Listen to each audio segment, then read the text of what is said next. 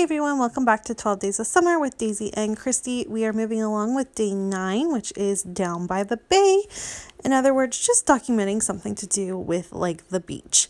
So I grabbed this cut file and my Summer Lights collection, and I am going to make a very interesting beach layout, so stay tuned. I decided to do this layout quite a while ago, actually, because back in May, during the National Scrapbooking Day, Daisy had hosted a challenge through Spiegel Mom Scraps, and I wanted to support her and do the challenge for her. However, at the time when I was scrapping, I had these beach photos, this particular photo I really wanted to scrap.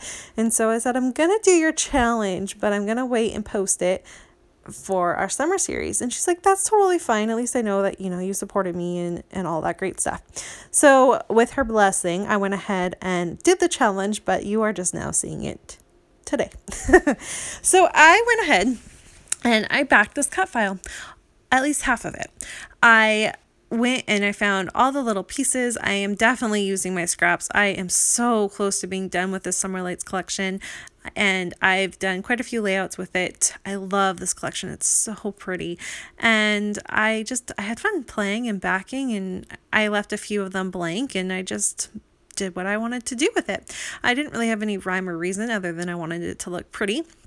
And then I backed the entire half of that on tissue paper so that the pieces that were blank had a little bit of softness to go with them. And then I'm going to go ahead and cut this heart straight down the middle. It was fun. I loved doing this. And really at the time, I didn't actually have more of a concept of the idea than the fact that I was thinking I'd cut it down the middle and create the other side of it with either tissue paper or a pattern paper or something, but I wanted one half of it to be the cut file and the other half of it to be something else. So I'm looking around. Of course, my 6x6 papers, the few actual 6x6 that I have, they're not quite long enough. If I had a 6x8, it definitely would have worked, but I don't. And I did try to think about how I could go around and make it work. But especially this particular piece that I'm looking at, I'm kind of saving it to do another layout with it. I have two sheets like that. I have one of like that one, and then this really pretty purple pink colored stripe thing. Those are the only two that I have both of the sheets left of, and I'm kind of hoarding both of them so I can do two separate layouts, and then this collection will be done. And so I tried to figure out something else. I'm looking around. Of course, nothing's exactly fitting. I then found that I had this really beautiful piece of pattern paper, which is from a Michaels Hot Buy pad. And it's the Southwestern, I think that's what it is, collection. But it's the one that has lots of cactuses and all of that. It kind of was a newer collection, but it's beautiful. And it definitely had the same kind of color tone vibe to it. So I went ahead and chose that to be my background. You can see I'm fussy cutting out a heart, made the other side of the heart with the vellum. And I left this. I moved the heart down to the bottom. I wanted to kind of have it off centered, and then I would figure out the rest of my layout from there. I'm still the orientation of the layout, like the rest of the way it's gonna look, the design, other than this heart, I have no idea at this point. I'm just playing. I'm gonna go ahead and punch a bunch of holes, and I was thinking about doing mixed media, and then I was like, oh, there's already stuff in there, I don't want to ruin it, so I changed my mind and didn't do that. But I did decided that I wanted to add some sequins, and I wanted to punch some holes and do some stitching. And so half of the heart is going to be covered in this beautiful collection of sequins that was, I think it was designed for the Summer Lights collection to begin with. I'm pretty sure. And because this was Daisy's Spiegel Mom Scraps challenge, I had to bring in some sequins that was from the team. I'm no longer on the design team, but I support Daisy, so you know how that goes. And I believe, this is a really old collection, so I'm sure it's not there, but I'll do the plug for her. If you are interested in purchasing some sequins at all, and you want to go ahead and go over to Spiegel Mom Scraps, if you use Daisy 15, it shows support for her, which would be awesome, because every time her code gets used or anyone's code get used, it pops up for Jody to see it. So go ahead and do that and just show your love and support for her, especially if you're watching, a video from myself or her. It'd be nice if you could do that if you're shopping. So that's my plug. And anyway, so I went ahead and I used that sequence, and I picked out the purple, and I really liked the way that looked. And then I stitched the other side where the cut file is with the yellow, what is the word I'm thinking of? With yellow string. That's not what I'm looking for. Embroidery floss. And I really liked that contrast. I thought that was really fun. And then I let it sit for a little bit. I'm trying to debate what I wanted to do. I had a couple photos. I really liked the idea of this photo. And I think, however, it stays with this photo, but I do think I'm going to print off my photo in black and white and replace it with a black and white photo. So watch the rest of this layout and you tell me if you think my photo should be turned into black and white or if it should be colored. And then head on over to my Instagram account, which is Christy's Beautiful Life. I'll leave a link below if I can remember, and see what I ended up doing, because I created this layout so long ago. Like, I'm filming this in the month of May.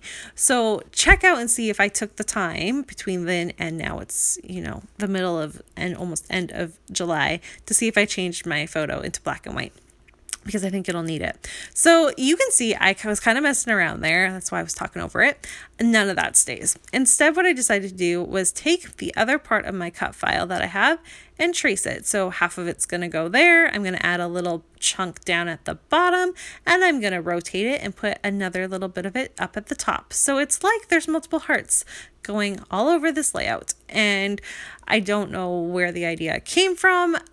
I just kind of popped into my head. I didn't want to leave a bunch of blank space, and so that's what I came up with. I added stitching, I believe, to almost all of it. Yes, I did. I stitched all 3 of them. And with the rest of those sequins that I had in that pack, I went ahead and made a little shaker pocket there with some vellum and some of the pattern paper. And then I covered the other one with some more pattern paper, and then you can see I used the other half of that cut file. And that is going to start the basis of my layout. I'm super happy with the way that looks, but it's still missing stuff in the middle. And so I found a heart that I felt was about the right size, and I'm going to cut a bunch more of these sized hearts out of the rest of the scraps that I have from the collection in different colors, trying to help place them just right down the middle, like it's a falling of hearts, so to speak. And we're doing that. I really loved the way that looked. And then I was pretty satisfied with how this layout was coming together, because to be honest with you, I was struggling. I wasn't really sure if I was liking it or what I was going to do. I was really trying to use my scraps, because that was the whole point of the challenge, was to use them in an impactful way. And though I covered an entire half of that die cut with a bunch of scraps, that's pretty impactful. It wasn't enough for me. But doing this, I felt like it definitely was. So pretty pleased about that. I'm going to add my title, which says "The Ocean is Calling," just one of the chipboard stickers that's from the collection. I really loved how it just kind of fit on top of the vellum and it blends in, but yet you can still see it. And then to the other half of the die cut, I decided to add some hearts in a pink-ish tone so that they kind of blended in, but yet there was still a little something up at the top for your eye to be interested in seeing. And I'm pretty happy with the way this is all turning out, but I decided I needed to cut just a couple more hearts. I add 2 more so that there's one down at the bottom by my photo. I'm going to put the other, and I cut that one in half, so the other half of it goes up to the top. And then you can see I placed another one just right down kind of kitty corner to my photo as well. So it definitely has like a cascading look of hearts to it. And with that really honestly basically wraps up my layout. I add a little bit of journaling to the bottom heart, and I fill the top blue heart with some sequins as well, so that they had a little bit of kind of like a visual triangle of sequins, because I have to have a visual triangle going on somewhere in this layout. And really that's gonna do it from this layout. Please be sure to go check out Daisy's take on our beach theme for the day. And if you want to play along, don't forget you can just use our hashtag, hashtag 12 Days of Summer DC. Thanks everyone so much for watching. You're just going to see me finish up by adding the sequence to that heart. And there's a look at my final layout with the color photo. So be sure to head on over to Instagram to see if I changed it. Bye!